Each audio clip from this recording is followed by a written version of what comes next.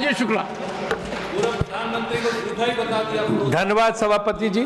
सबसे पहले तो मैं आपको धन्यवाद देता हूं कि मुझे आपने अवसर प्रदान किया। हालांकि बड़ा कठिन था, देवगौड़ा जी के ओजस्वी और प्रभावमयी भाषण के बाद बोलना बड़ा कठिन काम है। सुनिए, आपकी पार्टी का समय खत्म हो चुका था, इसीलिए मैंने आपको धन्यवाद दिया।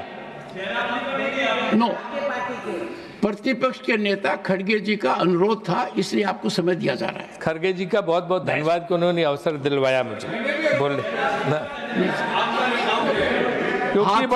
हाथी के पांव में आप भी आ जाते हो और प्रमोद तिवारी जी भी आ जाते हैं। क्योंकि सर ये बड़ा कठिन काम है, देवगौड़ा जी के बाद बोलना, उनके भाषण के बाद बड़ा मुश्किल काम है, लेकिन फिर भी मैं प्रयास कर रहा हूँ। सबसे पहले तो मैं राष्ट्रपति महोदया का जो भाषण है तो उसके लिए मैं उनको धन्यवाद ज्ञापित करता हूँ, और उसमें उन्होंने जिन जिन बातों का उल्लेख किया, उसमें महिला सशक्तिकरण हो और चाहे शिक्षा हो, उन बातों का हम समर्थन भी करते हैं। लेकिन राजनीतिक जो भाषण है, जो सरकार ने अपनी उपलब्धियों का बखान किया है, उसको लेके हमारे कुछ प्रश्न हैं। पहला प्रश्न ये है कि क्या राजनीति सिर्फ चुनाव के लिए होती है? क्या सिर्फ मकसद है कि केन प्रकार तीन तिकड़ा हर तरह से सिर्फ चुनाव जीत लेना ही राजनीति है, या कुछ जो है कार्य करने की भी बात है? आप देखिए, जितने भी भाषण उठा लीजिए, चाहे अभिभाषण हो, चाहे बजट भाषण हो, सब भाषण, आपको चुनाव आयोग की वेबसाइट पे जाने की जरूरत नहीं है, गूगल पे देखने की जरूरत नहीं। उन भाषणों से ही सरकार के पता चल जाएगा, मंत्रियों के भाषण से और लोगों के भाषण से, कि आगे किस राज्य में चुनाव होने वाला है। जिस राज्य के बारे में उसमें बात होने लगे, वहां के कपड़ों की, वेशभूषा की, संस्कृति की, खाने की, समझ लो कि बस राज्य में चुनाव आने वाले हैं, और जैसे ही चुनाव खत्म, उस राज्य की चर्चा खत्म। फिर उस राज्य का, अब न इस समय मध्य प्रदेश के कोई कपड़ों की, रंग की और उसकी त्योहारों की बात हो रही, न छत्तीसगढ़ की, न राजस्थान की, न महाराष्ट्र और हरियाणा की। अब इसमें सिर्फ था दिल्ली और बिहार, इनकी चर्चा सिर्फ हो रही। तो ये जो है कि सिर्फ चुनाव जीतना, बाकी कुछ मतलब नहीं। वो उनका है ना सर राउत इंदौरी का, कि सीमाओं पे बड़ा तनाव है, क्या कहीं कोई चुनाव है? वैसे ही हाल यहाँ हो गया कि भाषणों में बड़ा जिक्र है, अरे भाई चुनाव की फिक्र है।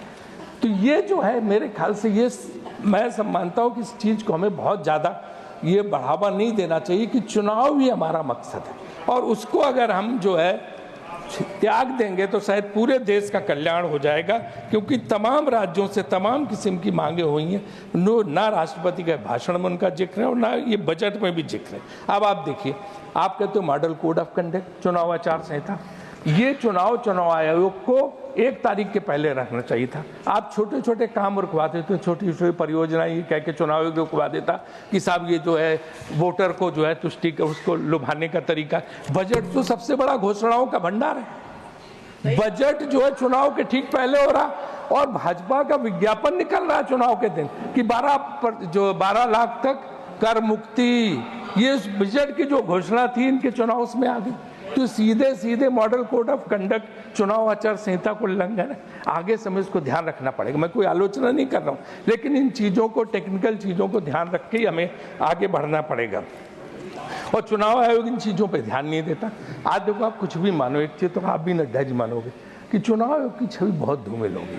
वो कुछ नहीं, आप देखो सेशन का जमाना, हमारी सरकार के खिलाफ हम ही ने लगाया था, हमारी सरकार के खिलाफ कितने सख्त कदम उठाते थे, और आज उनका नाम, अरे शेखावत जी, आज सुनिए तो, उनका नाम सब लेते हैं।